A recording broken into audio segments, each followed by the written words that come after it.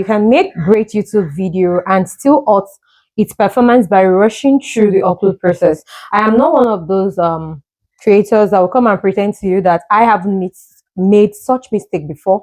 I have. A lot of creators simply click through the YouTube upload settings without really understanding what they are choosing. So in this video, I am going to show you how to upload long form videos the right way in 2026, which YouTube settings actually matter and which ones you don't need to worry yourself about at all. This video is for you if you are already creating YouTube videos but are not sure whether you're uploading them correctly. By the end of this video, you will understand the important YouTube upload settings, what you should check before publishing, and some common mistakes you should avoid on YouTube. First, let's talk about where you should upload your video. You can upload YouTube videos from both your phone and your computer. But if you're uploading long form videos and want access to the full YouTube Studio workflow, I recommend using a desktop or a laptop. That's because some editing and publishing features are easier to manage from the YouTube Studio on a computer. So mobile is perfectly fine when you need it, but for a detailed upload, I prefer desktop because it is easier to check everything before I publish. So the settings that actually matter. Now let's talk about the settings that matter most. First is your title. Your title should clearly tell people what your video is about while giving them a reason to click. Next is your thumbnail. Your thumbnail and title work together to get the viewer's attention, so don't make them confusing or misleading. Then you have your video description. Use your video description to explain what your video is about and naturally include relevant keywords in your video description. For example, if your video is about YouTube upload settings, you can naturally use phrases like YouTube upload settings, how to upload YouTube videos, and YouTube Studio. But don't stuff your description with keywords. Write for people first. Now let's talk about tags. YouTube says tags plays a minimal role in helping people discover videos. They are mainly useful for things like common spelling mistakes, so don't spend an hour trying to figure out hundreds of tags. So I would advise that you focus on your topic, your title, your thumbnail, description, and the actual value of your video. Let's look at these three useful features: chapters, end screens, and cards. Chapters make it easier for viewers to move through a longer video. To add chapters, you can put timestamps in your video description. For example, introduction from 0 minutes to 1 minute.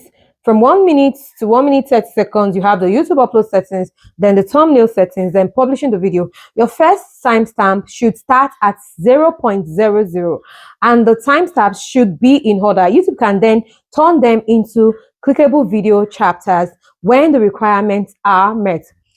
Chapters are especially useful for long-form videos because viewers can quickly find the section they are interested in. You can use an end screen to encourage viewers to watch another video, subscribe to your channel, and take another available action. Okay, this is why end screen is very important when you are uploading your video. My advice is to always keep it simple. For example, you can recommend one relevant video and include a subscribe element for people to be able to subscribe to your channel.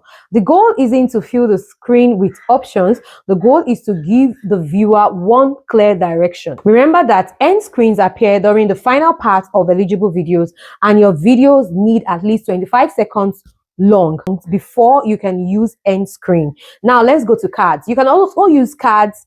You can use info cards to direct viewers to relevant videos, playlist channels, or other available destinations. Don't add cards just because you can add cards on your video.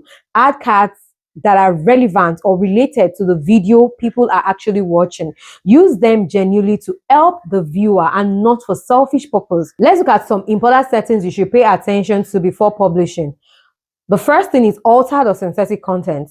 If your video contains realistic, altered, or synthetic content that could make viewers believe something happened when on a normal day it didn't happen, YouTube may require you to disclose it, to tell your viewers. For example, this can include realistic, AI generated, or altered footage, including real people, places, or events.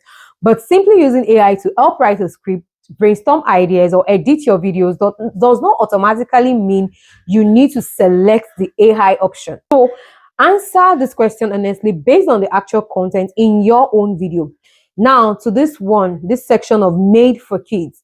YouTube will also ask whether your video is made for kids. If you are into the kids channel, you should always turn the settings on. This is something you need to answer accurately based on your content, and you can actually put the settings on not made for kids. If your channel is not made for kids, on your YouTube settings segment, it will be permanently on not made for kids. But I will advise that you check in subsequent upload each time you want to upload to make sure that this setting is still turned off if you are not into the kids niche.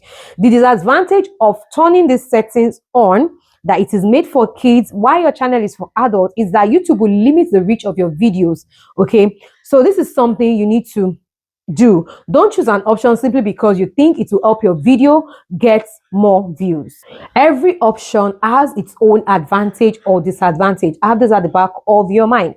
If you are in the YouTube partner program and you are monetizing your video, you may also see the advertiser friendly content questionnaire. This allows you to tell YouTube about your video content before ads are shown. Answer the questions honestly and accurately. The next one is captions. And finally, check your captions when they matter for your content. YouTube can automatically generate captions, but automatic captions aren't always perfect. I don't know if I'm the only one that noticed that, but I have noticed severally that they are not always perfect. Names, accents, technical words, or other phrases can sometimes be transcribed incorrectly. So you need to check always. So if captions are important to your audience, review always and correct them all the time, each time you upload a video. So to this next one that is important, before you hit the publish, before you click publish, take a few seconds to check your video. Ask yourself, is my title clear? Is my thumbnail accurate and clickable? Does my description explain what the video is about?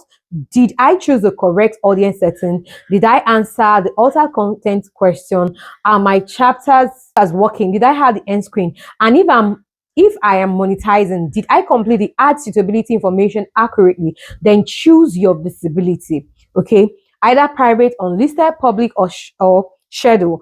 I would always advise that you leave your video on unlisted till after like 30 minutes or 1 hour when you are done uploading. By this time, YouTube would have been done with any background check they want to do to see if your video is now suitable for you to send out there. If you want to publish later, you can schedule the video instead of making it public immediately too.